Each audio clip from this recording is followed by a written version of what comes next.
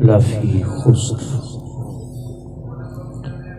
الا الذین آمنوا وعملوا الصالحات وتواصوا بالحق وتواصوا بالصبر۔ ہو جاؤں تو میں اس کا رزق بند نہیں کرتا، میں اس سے اپنی یاد چھین لیتا ہوں، اپنی یاد چھین لیتا ہوں، ذکر کی توفیق چھین لیتا ہوں، سجدوں کی توفیق چھین لیتا ہوں۔ تو یہ رب کا کرم ہے کہ دور و نزدیک سے ہم اس کی رضا کی خاطر جمع ہیں۔ اللہ رب العزت نے ارشاد فرمایا صحابہ کرام کو کہ آخری زمانے میں کچھ لوگ ہوں گے جن کا ظاہر میں کوئی تعلق نہیں ہوگا، لیکن وہ مختلف گروہوں سے، مختلف قبیلوں سے، مختلف جگہوں سے فقط اور فقط میری رضا کی خاطر اکٹھے ہوں گے اور مل بیٹھا کریں گے۔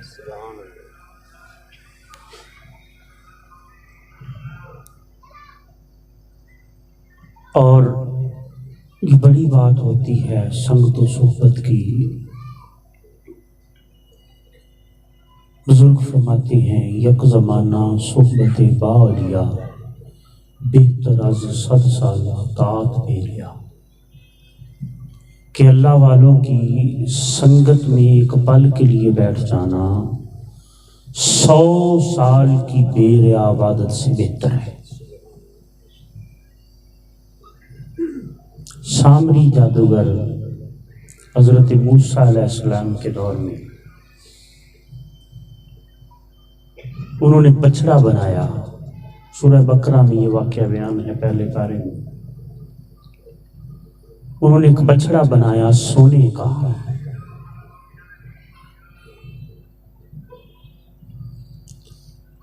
جب بچڑا بنایا بڑا خوبصورت، تو وہ بولتا نہیں تھا، اس میں جان ڈالنے کی باری آئی تو سامری جادوگر یعنی اللہ رب العزت اپنے نسبت والوں کیا صدقہ کتنا کا عطا کر سکتا ہے۔ تو جبریل امین حضرت موسیٰ علیہ السلام کے پاس حاضر ہوتے تھے، تو جبریل امین جس گھوڑے پہ سوار ہوتے تھے اس گھوڑے کے پاؤں جس زمین پر لگتے، جس جگہ پر لگتے، اس جگہ پہ گھاس اگاتی۔ تو جب وہ بچڑا بنایا تو اس سامری جادوگر نے اس جگہ سے جہاں حضرت جبرائیل علیہ السلام کے گھوڑے کے قدم لگے تھے اس جگہ سے تھوڑی سی مٹی اٹھائی اور اس بچڑے کے منہ میں رکھ دی۔ وہ مٹی جس کی نسبت جبرائیل کے گھوڑوں کے قدموں سے تھی، وہ بے جان بچڑے کے اندر وہ مٹی گئی تو وہ بچڑا بولنا شروع ہو گیا۔ وہ بچڑا بولنا شروع ہو گیا۔ یہ نسبت کا رنگ ہوتا ہے۔ تو پھر اس سامری جادوگر نے کہا یہ دیکھو بچڑا بولتا ہے، اور وہ اس کی پوجا کرنے لگ پڑے، لیکن ملا اس کو بھی وہ بھی نسبت سے۔ ہائے ہائے، ایک چادر جس کی نسبت کسی تربت مبارک سے، دربار شریف سے ہو جائے وہ اعلیٰ ہو جاتی ہے۔ مٹی ہے، لیکن حضرت عمر فاروق رضی اللہ تعالیٰ عنہ وقت کے حکمران ہو کر مسجد نبوی میں قمیص مبارک اتار کر جھاڑو دے رہے ہیں، تو ایک صحابی آ کے عرض کرتے حضور یہ ماجرا کیا ہے؟ فرمایا میں نے حضور کی زبان سے سنا ہے کہ مسجد کی گرد جسم کے جس حصے پہ لگ جائے گی وہاں جنت فرض ہو جائے گی اور دوزخ حرام ہو جائے گی۔ جسم کے اس حصے کو دوزخ کی آگ جلا نہیں سکتی، میں چاہتا ہوں ہر جگہ پہ یہ لگ جائے۔ تو نسبت کی بڑی بات ہوتی ہے۔ اور اسی نسبت کے صدقے سے جس نے پایا ہے جو پایا ہے، جس نے پایا ہے جو پایا ہے، نسبت تو کتا کر لے اولیاء اللہ کے سنگ، نسبت تو کتا اختیار کر لے، وہ جنت کا حقدار بن جاتا ہے، اس کا ذکر قرآن میں آ جاتا ہے۔ اصحاب کہف کا کیا تھا، اس نے کیا کیا تھا؟ کتے نے نمازیں پڑھی تھی، کتے نے کیا کیا تھا؟ فقط اور فقط اولیاء اللہ سے دل سے محبت کی تھی، منافقت نہیں تھی۔ درنگی چھوڑ دے، یک رنگ ہو جا، سراسر موم یا سنگ ہو جا، اتوں تویں لتاں گوڈے کہ تیرے اندر رہی پلیتی، رب دے نال بھی دنیا دارا 420 تو کی تھی۔ درنگی چھوڑ دے، اگر اس کے سامنے جھکنا ہے تو تن بھی جھکا دے، من بھی جھکا دے، اپنا آپ سارا کچھ اس کے سامنے جھکا دے، ورنہ اس سے بہتر ہے کہ تو مان ہی نہ۔ اگر ماننا ہے تو اندر باہر سے مان لے، ماننے کا فائدہ ہوگا۔ آج دوائیں کی جاتی ہیں، التجائیں کی جاتی ہیں، پکارا جاتا ہے، اور بعد میں کہا جاتا ہے دعائیں قبول کیوں نہیں ہوتی؟ ارے اس کو ماننا ہی کب ہے؟ وہ تو قرآن میں برملا ارشاد فرما رہا ہے کہ اگر کوئی پکارنے والا مجھے پکارتا ہے، اجیب دعوت الداعی اذا دعانا فلیستجیبوا لی ولیؤمنوا بی لعلہم یرشدون۔ اللہ رب العزت نے نبی کریم صلی اللہ علیہ وسلم سے مخاطب ہو کے فرمایا کہ میرے بندے میرے بارے میں سوال کرتے ہیں، میرے بندے میرے بارے میں سوال کرتے ہیں تو ان کو بتا دو کہ میں کتنا قریب ہوں۔ اجیب دعوت الداعی، ارے جب پکارا ہی نہیں اس کو ماننا ہی نہیں۔ اگر اس کو مان لیا جائے، ایسا کیسے ہو سکتا ہے کہ اس کو پکارا جائے اور وہ سامنے نہ ہو؟ ایسا ہو نہیں سکتا اگر ماننا ہو تو۔ اپنے ماننے میں کمی ہے،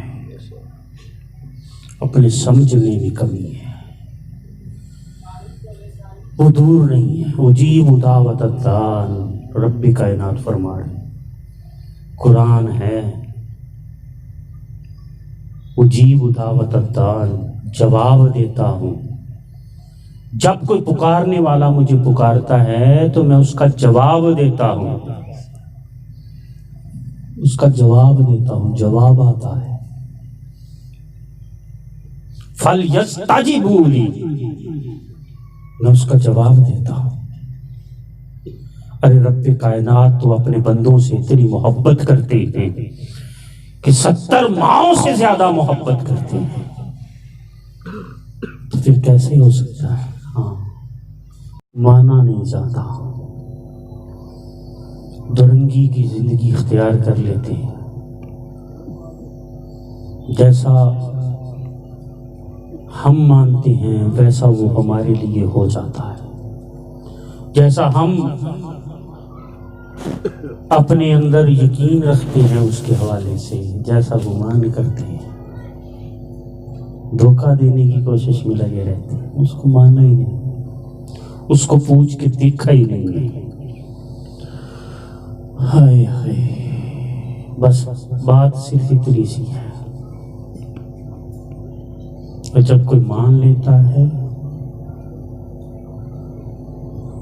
پھر رنگ اور ہوتے ہیں، پھر رنگ اور ہوتے ہیں، پھر بات اور ہوتی ہے۔ پھر ایسا نہیں ہو سکتا کہ اس کے بندے کی زبان سے کچھ نکلے اور وہ پورا نہ کرے، ایسا نہیں ہو سکتا، وہ کر دیتا ہے۔ وہ رات کو دن کہتے ہیں، وہ دن کو رات کہتے ہیں۔ حضرت عمر فاروق رضی اللہ تعالیٰ عنہ، آپ کا دور مبارک آیا تو دریا پانی نہیں دیتا تھا، ہر سال ایک نوجوان لڑکی کو سجا کر دلہن بنا کر اس کے اندر بیچتے تھے، پھر وہ دریا رواں ہوتا تھا۔ حضرت عمر فاروق کا دور آیا، آپ نے اس دریا کو خط لکھا، اس دریا کو خط لکھا، دریا کو خط لکھا جا رہا، خط لکھا کہ اے دریا، اگر تو اپنی مرضی سے بہتا ہے تو تیرے پانی کی حاجت نہیں ہمیں، لیکن اگر تو اللہ کی رضا سے بہتا ہے تو عمر تجھے حکم دیتا ہے کہ بہنا شروع کر دے۔ چٹھی دی قاصد کو اور کہا، فرمایا کہ چٹھی رکھ کر جلدی سے باہر آ جانا، کہیں ایسا نہ ہو دریا تمہیں بھی ڈبو دے۔ چٹھی پانی کے اندر، لیٹر پانی کے اندر رکھا، اس کو ربط کہتے ہیں، پانی کے اندر رکھا اور اس نے دوڑ لگا دی۔ اگر ابھی وہ کنارے تک نہیں پہنچاتا کہ دریا ٹھاٹھے مار کے بہنا شروع ہو گیا۔ وہ زبان جس کو کل کی کنجی کہیں، بات یہ ہوتی ہے، پھر وہ اس کی ٹالتا نہیں ہے۔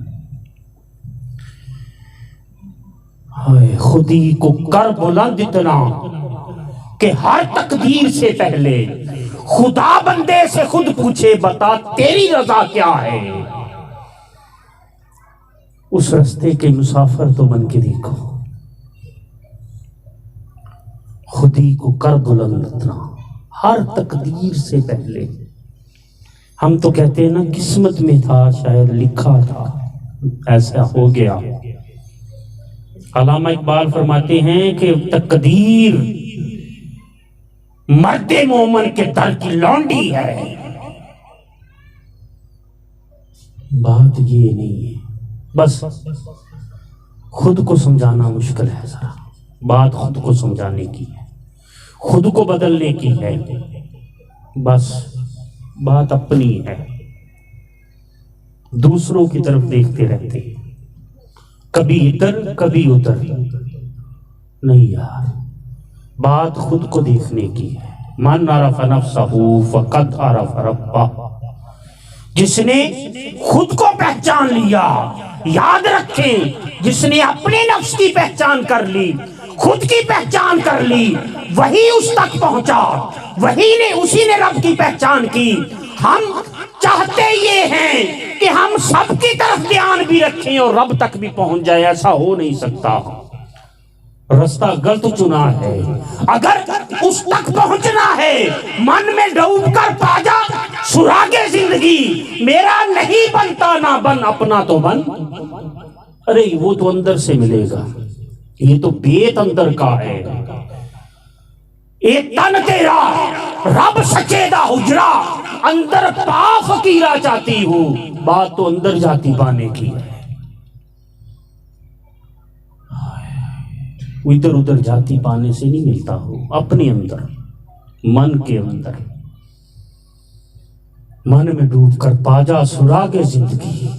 اگر سراغ زندگی چاہتا ہے، زندگی کا سراغ پانا چاہتا ہے، وہ منزل پانا چاہتا ہے جس کے بارے میں بابا بلے شاہ فرمایا تھا، بلے شاہ اسا مرنا نہیں گور پیا کوئی اور۔